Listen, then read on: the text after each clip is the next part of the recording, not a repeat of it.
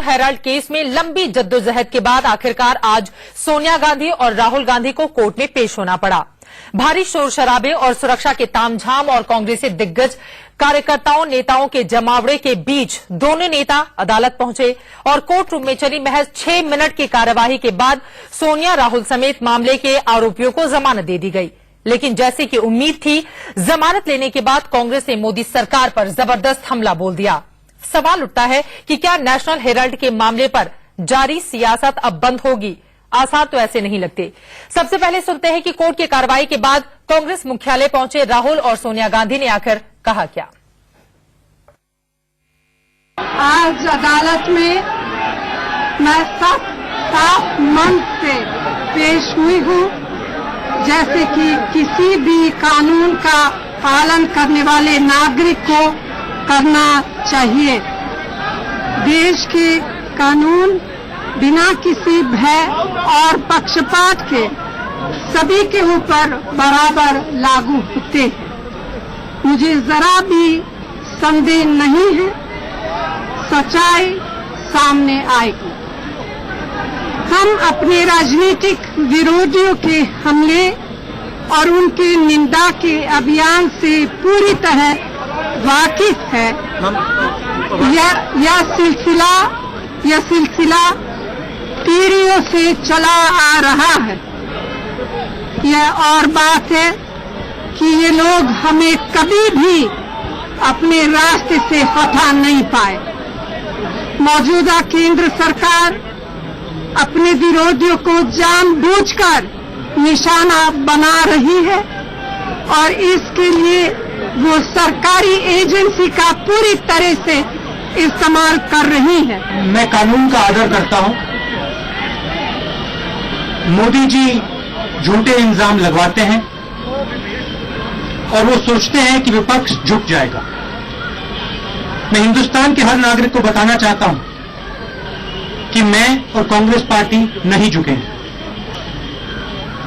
मैं ये भी कहना चाहता हूं कि हम गरीब लोगों के लिए, कमजोर लोगों के लिए लड़ते रहेंगे, हम विपक्ष का काम करते रहेंगे और हम 1 इंच पीछे नहीं जाएंगे।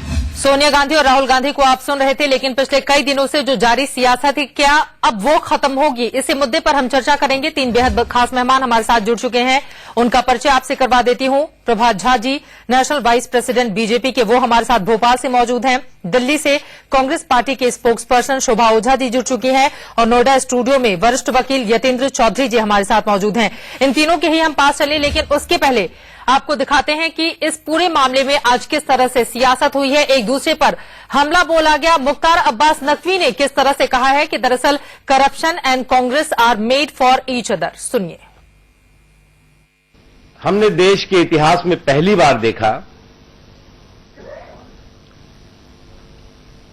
कि फाइट अगेंस्ट करप्शन हमेशा होती रही है, बट फाइट फॉर करप्शन, और वो भी बहुत बेशर्मी के साथ। कांग्रेस आज भी करप्शन के साथ खड़ी हुई है। आज भी जो है वो Congress and corruption made for each other की जो कहावत है वो चरितार्थ हो रही है। इसलिए आपको डरने की जरूरत नहीं, कोई नहीं आपको डरा रहा है। ना आप डरिए और ना आप देश को डराइए, यह हमारा बहुत स्पष्ट मत है। ना आप डरिए, न देश को डराइए, ये नसीहत दी गई है कांग्रेस पार्टी को बीजेपी की ओर से। फिलहाल आज पूरे दिन कोर्ट में क्या कुछ हुआ उस पर जल्दी से नजर डाल लेते हैं। हालांकि पूरी की पूरी जो कार्रवाई थी वो सिर्फ 6 मिनट की ही थी। सोनिया गांधी, राहुल गांधी कोर्ट रूम में पहुंचे और उसके बाद उनको जमानत मिल गई। सोनिया राहुल समेत मामले के 5 आरोपियों ने जमानत मांगी आज कोर्ट के अंदर और उन 5 को ही जमानत मिल गई। छठे आरोपी सैम पित्रोदा बीमारी की वजह से कोर्ट में आज पेश नहीं हो पाए। याचिकाकर्ता सुब्रमण्यम स्वामी ने जमानत का विरोध किया, ये कहते हुए कि अगर ऐसा किया गया तो ये दोनों ही नेता देश छोड़कर चले जाएंगे, लेकिन उनकी बात को माना नहीं गया। सोनिया गांधी के लिए एके एंटनी ने बॉन्ड भरा, जबकि राहुल गांधी के लिए उनकी बहन प्रियंका वाड्रा ने बॉन्ड भरा और इस तरह से इन दोनों ही नेताओं को जमानत मिल गई है। सोनिया और राहुल ने कोर्ट से किसी भी तरह की छूट नहीं मांगी। स्वामी ने राहुल सोनिया की विदेश यात्रा पर रोक लगाने की मांग की, हालांकि किसी भी तरह के कंडीशन से साफ इनकार कर दिया कोर्ट ने सुब्रमण्यम स्वामी की इस मांग को खारिज कर दिया और अब मामले की अगली सुनवाई 20 फरवरी को होगी। सोनिया राहुल समेत मामले के 5 आरोपियों ने जमानत मांगी थी। फिलहाल अब 20 फरवरी को इन दोनों ही नेताओं को कोर्ट के अंदर पेश होना होगा। इसी मुद्दे पर हम बातचीत करेंगे। क्या हेराल्ड केस में सियासत अब बंद होगी? सबसे पहले शोभा ओझा जी, आपका मैं रुख करते हुए, क्योंकि आज सीधे सीधे बीजेपी की ओर से बड़ा हमला बोला गया है, ये कहते हुए कि Congress and corruption are made for each other. Mukhtar Abbas Naqvi ने इस तरह के शब्दों का इस्तेमाल किया, आपकी टिप्पणी इस पर? मुख्तार अब्बास जी शायद व्यापम के महाघोटाले को भूल गए हैं जो मध्य प्रदेश में है, खनन घोटाले को भूल गए हैं जो राजस्थान में है, और तमाम भारतीय जनता पार्टी के जो राज्यों में महाघोटाले हुए हैं, जो कि इस देश में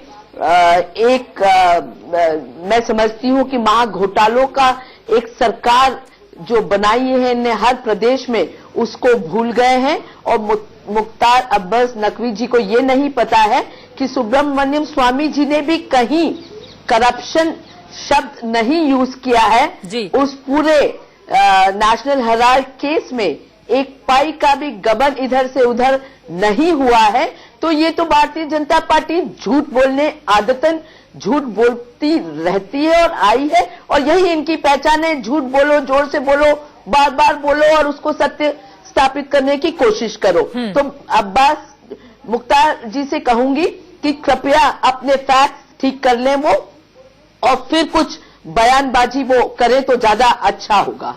उन्होंने तो यहां तक कह दिया कि करप्शन के मुद्दे पर क्रांतिकारी जैसा व्यवहार आप लोग कर रहे हैं। फिलहाल मैं लौटूंगी आपके पास, लेकिन प्रभात झा जी, दरअसल आज राहुल गांधी ने सीधे सीधे मोदी सरकार पर हमला बोला, ये कहते हुए कि अपने विरोधियों पर झूठे इल्जाम लगाते हैं प्रधानमंत्री मोदी। इस पर आपकी टिप्पणी? क्या अदालत में नरेंद्र मोदी जी की सरकार गई है? क्या नेशनल हेराल्ड का मामला सरकार आने के बाद का है? कहने राहुल गांधी जी कोई भगवान है, अगर उन्होंने कोई बात कह दी तो वो सच में हो गई। उनका काम है, वो विपक्ष में है, वो कहेंगे ही कि सत्ता हमें परेशान कर रहा है। लेकिन देश की जनता के सामने यह बात साफ साफ आ गई है कि अदालत को डराने का, अदालत को प्रभावित करने का काम कौन कर रहा है? हम कर रहे हैं क्या? क्या अदालत के माध्यम से सियासत होगी? देश के संसद को चलने नहीं देना, विकास के मामले में कोई बात नहीं करना, जन संघर्ष करना है, जन आंदोलन करना है तो सड़क पे करिए। ये सब चीजें जनता समझती है। 68 साल में देश की जनता बहुत मैच्योर हुई है, लेकिन इन सब नाटकों से जनता अच्छी तरह समझती है। शोभा साहब, आपको थोड़ा सा मैं इतिहास में ले जाना चाहूंगी। अमित शाह पे तो फेक एनकाउंटर का केस लगा था जिसमें उनको जेल हुई, तब आपने जीएसटी बिल पास नहीं होने दिया पिछली सरकार में, और आप बात कर रहे हैं झूठे आरोप हेराल्ड के, और कह रहे हैं कि कांग्रेस ने पार्लियामेंट नहीं चलने दी या ब्लैकमेल कर रही है। इस देश की जनता आपको जवाब दे रही है। बिहार में जवाब दिया, झाबुआ में जवाब दिया, गुजरात में जवाब दिया, और कल परसों ही झारखंड में जवाब दिया है। तो झा साहब ये बात तो मत कहिए। जिस अमित शाह जो आपके राष्ट्रीय अध्यक्ष हैं, उन पे जब केस लग रहे थे जिसपे आगे उनको चल के सजा हुई, उस केस पे क्या आपने जीएसटी बिल को नहीं रोका? चलिए इस पर जवाब ले लेते हैं। नकार सकते हैं इस बात को? प्रभात झा जी, देखिए, हम हर बात को नकार सकते हैं, आप सच्चाई को समझने की कोशिश कीजिए।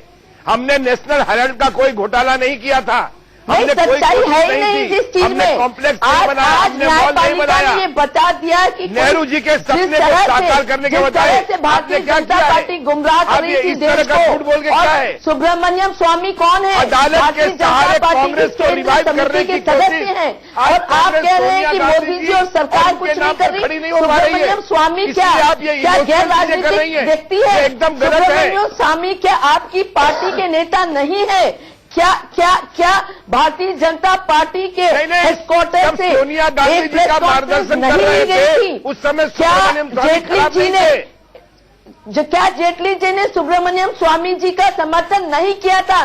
तो कैसे आप कह सकते हैं कि सुब्रमण्यम स्वामी? चलिए, महत्वपूर्ण सवाल आप दोनों की ओर से ही उठाए गए हैं। क्या अदालत के मामले में अब सियासत भी हो रही है? यहीं से चर्चा में आगे बढ़ेंगे। एक छोटे से ब्रेक के लिए हम रुकेंगे। इस बड़ी खबर पर सियासत हो रही है, लेकिन इन सब के बीच हमारे साथ सीनियर एडवोकेट यतिंदर चौधरी जी मौजूद हैं, जो आज कोर्ट के अंदर भी मौजूद रहे थे और सारी चीजों को उन्होंने अपनी आंखों से देखा। अब यहां से आगे क्या 20 फरवरी के दौरान क्या कुछ हो सकता है? अब सबसे पहले तो मैं एक हेडलाइन को आपको दुरुस्त करना चाहता हूं कि सुब्रमण्यम स्वामी ने बेल का विरोध किया। डॉक्टर, क्योंकि मैं खुद कोर्ट के अंदर था, डॉक्टर स्वामी ने बेल का विरोध नहीं किया।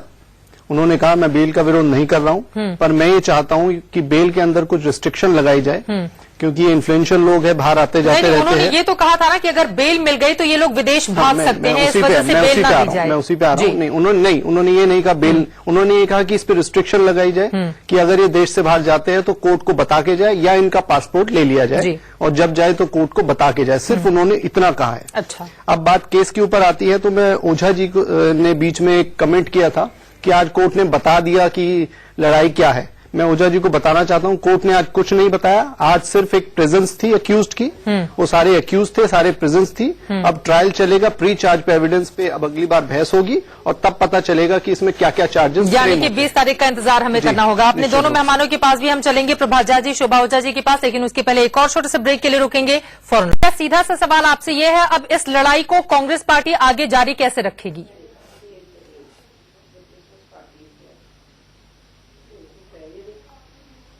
हेलो शोभा जी, बस आगे इस लड़ाई को आप लोग आगे कैसे बढ़ाएंगे?